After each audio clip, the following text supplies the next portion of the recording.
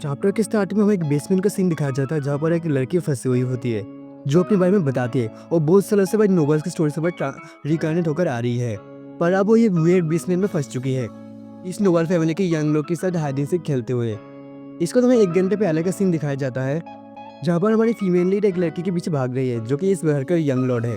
इसको हमें हमारे फीमेल लीड का नाम पता चलता है जिसका नाम है आयरी एस्टर। इसके बाद वो एक बच्चे के पीछे भाग रही है जो कि इस घर का यंग मास्टर है जिसका नाम भाई रायल है और आयरी इसकी नैनी है। इसके बाद हमें आयरी का भाई फ्लैशबैक देखने को मिलता है। आयरी ओरिजिनली बैलेंस बैरोनी की फैमिली में रिकनेक्ट होती है। आयरी को जब इस बात का रियलाइज होता है उसे लगता है कि वो इस नोवेल का भाई प्रोटैगनिस्ट है जो कि हिस्टोरिक बनी के एकमात्र डॉटर है। उसे लगता है कि वो चाइल्ड केयर वाले नोवेल पर भी रिकनेक्ट हुई है और उसके साथ ये सब भी अब होने वाला है। बट ऐसा कुछ भी होने वाला था। तो पता चलता है कि उसका फैमिली बहुत बड़े कर्जे में डूबा हुआ है और आखिर में इस चीज़ के कारण आर्य के फादर भाई स्ट्रेस से गुजर जाते हैं और आर्य की मदर साउथर्न रीजन में भाई मेड के काम के लिए चली जाती है और ऐसे ही बेलिसगेट फैमिली आखिर में ख़त्म हो जाता है। इस बाद आर्य अपना नाम आर्य बेलिसगेट से चेंज कर आर्य एस्टर रख देती है और कैपिटल में चली जाती है। जिस फैमिली उसे मेड की काम पर भाई हायर करता है उसका नाम है सोलबर्ग ग्रैंडची जो कि ग्रेट मेज फैमिली है।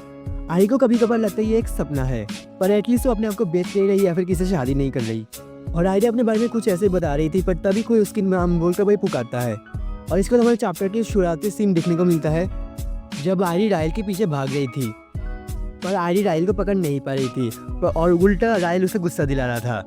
इसको तो हमें रायल के बारे में थोड़ा बताया जाता है। रायल सोलबर्ग फैमिली का सबसे यंगेस्ट ग्रैंडसन है। आयरी उसे पकड़ने के बारे में सोच रही थी पर तभी वो देखती है कि रायल भाई फॉरबिडन एरेस्ट की तरफ भाग जा रहा था। आयरी उसे रोकने की बहुत कोशिश करती है। आयरी मन में सोचने लगती अगर किसी को पता चलता है कि रायल भाई फॉरबिडन एरेस्ट में गया था और बहुत बुरी तरीके से भाई पनिश होगी। आयरी जल्दी से उसे वापस लाने के लिए हवर जल्दी से जाती है पर उसे अचानक से थोड़ा अजीब फील होने लगता है। उसे सामने एक दरवाज़ा खुले हुए देखने को मिलता है। आयरी उस रूम के सामने जाकर रायल को बुलाने लगती है। आयरी अपने मन में सोचने लगती है कि उसे इस लैब के बारे में कुछ भी नहीं पता। उसे जल्दी से रायल को लेकर यहाँ से निकलना पड़ेगा। पर तभी उसे अचानक से कोई एक मिस्टेज का हैंड आकर उसे भाई धक्का मारकर फेंक देता नीचे। आयरी रायल को बुलाने लगती है पर तभी अचानक से उस बेसमेंट का डोर अपने आप भाई बंद हो जाता है और एक मैजिक सर्कल भाई अपीयर हो जाता है। आयरी को समझ में नहीं आ रहा था भाई क्या हो रहा था। आयरी जल्दी से जाकर रूम का दरवाज़ा खोलने की कोशिश करती है पर दरवाज़ा खुलने का नाम ही नहीं ले रहा था। आयरी जोर से भाई चीखने लगती है। ये उसकी गलती नहीं थी, वो बस यंग मास्टर को वहाँ से बाहर निकालने की कोशिश कर रही थी पर कोई भी उसकी आवाज़ वहाँ से सुन नहीं पा रहा था। आयरी इस वक्त थक जाकर सोचती है कि भाई अब उसके पास कोई और रास्ता नहीं है, कोई आकर उसे जल्दी से भाई बाहर निकाले यहाँ से। इसके बाद आयरी बेसमेंट के नीचे आकर देखती है इस मैजिक सर्कल के कारण भाई पूरा रूम भाई लाइट्स से भर चुका है। ये बहुत ही एक छोटा सा हॉल था। आयरी सोफा में जाकर बैठ जाती है। वो मन में सोचने लगती है अगर कोई इसे ढूंढ भी ले तो शायद उसे भाई नौकरी से निकाल देंगे और शायद उसे भाई नहीं मार डालेंगे। इसके बाद वो कहने पर रेस्ट करने लगती है। इसके बाद हमें 3 दिन बाद का सीन देखने को मिलता है पर अभी तक उसे ढूंढने के लिए कोई भी नहीं आया था। आयरी को अब कुछ मैजिक आइटम मिलते जिससे भाई खाना ऑटोमेटिक बढ़ जाता है। इसके कारण अभी तक उससे भाई कुछ भी नहीं हुआ था। आयरी सोचते कि अब तो कितने देर तक हमारे फंसे रहेगी पर तभी आयरी के दिमाग में एक थॉट आता है। उसे लगता है इस जगह शायद मार्शल आर्ट नोवेल्स की तरह भाई लेवल अप करने का कोई शायद जगह होगा और आखिरकार शायद वो इस नोवेल के भाई प्रोटैगनिस्ट है जो कि उसकी एबिलिटी को अवेकन करने का एक अपॉर्चुनिटी है और वो इस चीज़ को इस्तेमाल करने का ध्यान लेती है। इसको तो सबसे पहले भाई बुक शेल्फ की तरफ जाती है। इस बुक शेल्फ के सारे बुक भाई मैजिक बुक्स थे सिवाय एक की। इसको तो आज इस बुक को पढ़ने लगती है।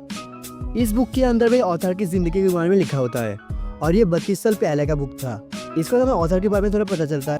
ऑथर के फादर ने उसे यहाँ पर रहने का कमांड दिया था जब तक वो मैजिक सर्कल को ड्रॉ करना नहीं सीख जाता बट अनफॉर्चुनेटली उसे इस चीज़ को बहुत पहले मास्टर कर चुका था। पर वो होप करता है कि उसके फादर को इस चीज़ के बारे में नहीं पता चले और उसकी फैमिली का एक डिसग्रेस बनकर ही रह जाए। इसके बाद हमें इस बुक के ऑथर का नाम पता चलता है जिसका नाम भाई लोटी है। इसके बाद आयरी को रियलाइज होता है कि ये कोई इंपॉर्टेंट बुक नहीं था। आयरी सोचने लगती है कि शायद रिकनेक्ट होने का कोई भी फायदा नहीं है। इसके बाद हमें 16 दिन बाद का सीन देखने को मिलता है। आयरी उस मैजिक सर्कल के ऊपर लेटे हुए उस डायरी को पढ़ रही थी। आयरी लोटे की डायरी पढ़ते हुए उसे लगता है कि अब आयरी लोटे बहुत ज़्यादा मैच्योर हो चुका है। हमें पता चलता है कि लोटे के फादर भी यहाँ पर कॉन्फाइंड थे। उसके फादर को सिर्फ 40 दिन का बस सहना पड़ा था जबकि उसके ग्रैंडफादर ने बस 17 दिन बस। आयरी को उस बुक को पढ़ने हुए भाई लोटे का रियल नाम पता चलता है जो कि और कोई भी नहीं रायल का फादर था। आयरी को रियलाइज़ होता है कि ये बेसमेंट एक मैजिकल ट्रेनिंग एकेडमी की तरह है जिसको सोलबर्ग फैमिली की भाई हेयर्स इस्तेमाल करते हैं। आयरी सोचते हैं अगली बार जब वो लोग मिलेंगे वो भाई उसे क्या बुलाने वाली है, लोटी या फिर क्या। डे 51। अब तक मैं आयरी बेसमेंट की सारी बुक्स पढ़ चुकी थी। इन सारी बुक्स के अंदर एक मैजिकल सर्कल का बुक था। इस बुक से आयरी को पता चलता है कि इस रूम का मैजिकल सर्कल एक स्पेशल प्रिजर्वेशन स्पेल है।